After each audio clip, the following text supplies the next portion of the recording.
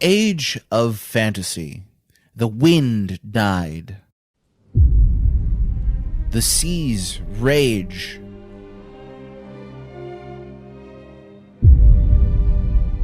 And the earth began to rot. But the people believe in a prophecy, patiently awaiting its fulfillment. When darkness veils the world, 4 warriors of light shall come. After a long journey, 4 young travelers did at last appear, and in the hand of each was clutched a crystal. One of these crystal bearers was a hero whose name and identity have been lost to history. We know him only as the Red Mage, a versatile warrior, a true polymath, the Swiss Army knife of mages. This learned magician could batter back baddies by the sword in one hand and fling forth fiery fury or healing light with the other.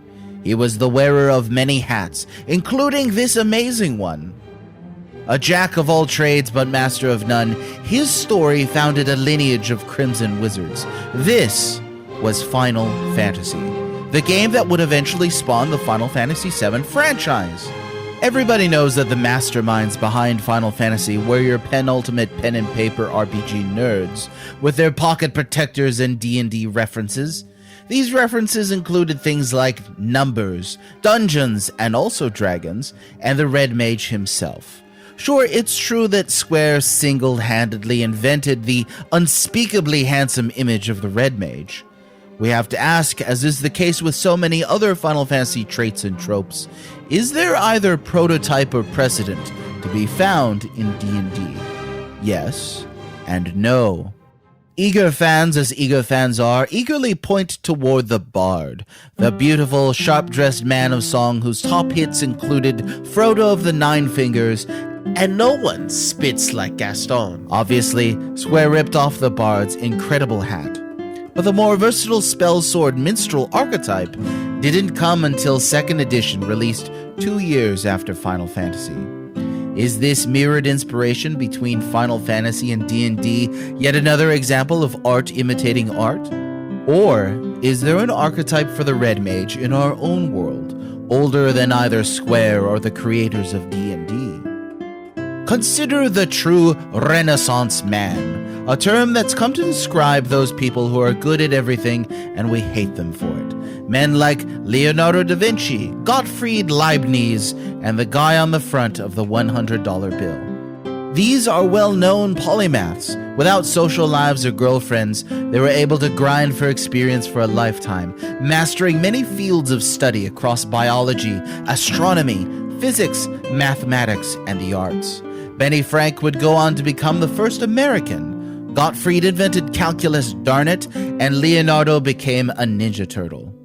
But one Renaissance man had better kung fu than all these posers. In an age of antiquity, the Greek inventor of running through the streets in the buff built a death laser to shoot enemy ships like it was Star Wars. Archimedes of Syracuse. He didn't appreciate the Roman invasion stepping up on his home of Syracuse, so it's said that Archimedes constructed a magnanimous mirror to match the sun's magnificence and reflect its effulgence with the effect of burning invading ships, blasting them ablaze. They'd burst into flames like so many teeny tiny ants under a microscope. If that seems a little ridiculous, that's because it is. It is a little ridiculous.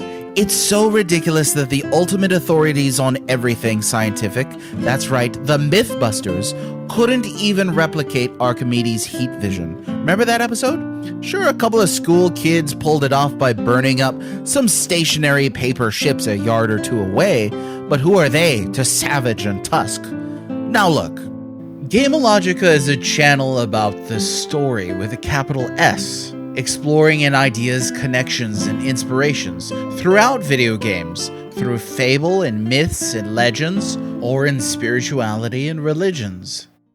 I'm less concerned with the scientific hocus-pocus behind Archimedes' Mirror of Doom, whether it really happened, than I am with the idea of an ancient death ray and what that idea means. Just because the experiment is repeatable doesn't mean Archie actually did it. But even if he did do it, the inventor apparently didn't think too highly of the thing himself.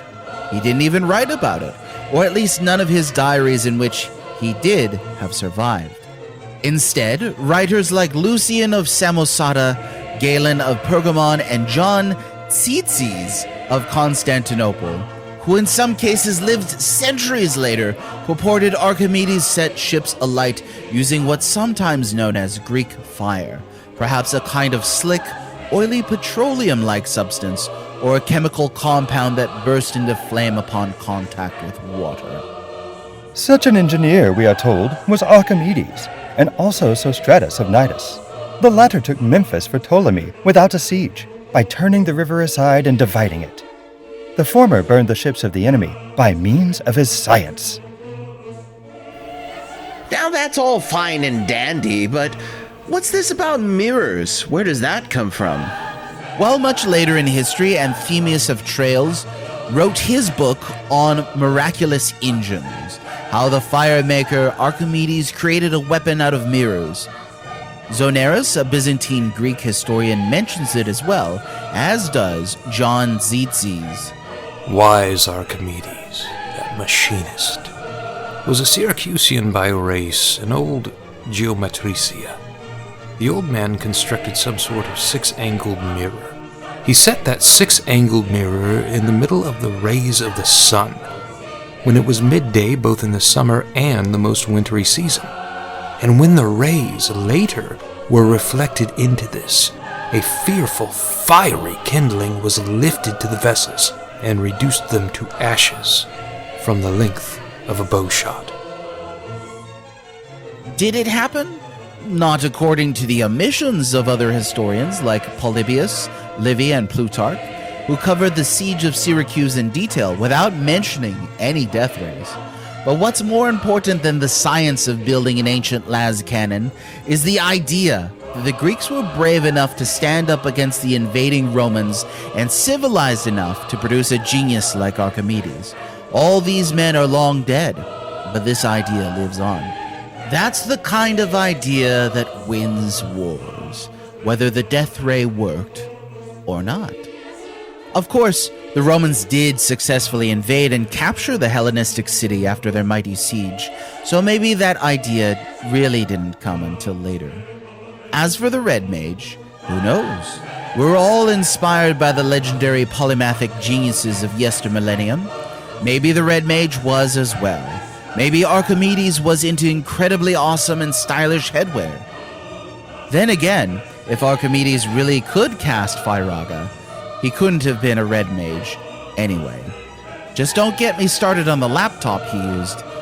That is a story for another day. If you learned something, hit the like button and subscribe so you won't miss any future episodes. If you want to see more micro-documentaries like this one, please consider making a small monthly donation at patreon.com/Gameologica. If you have an idea for a topic we should explore along the crossroads of video games, religion, spirituality, and mythology, let us know in the comments. Fidem Fabula Ludos. See you next time.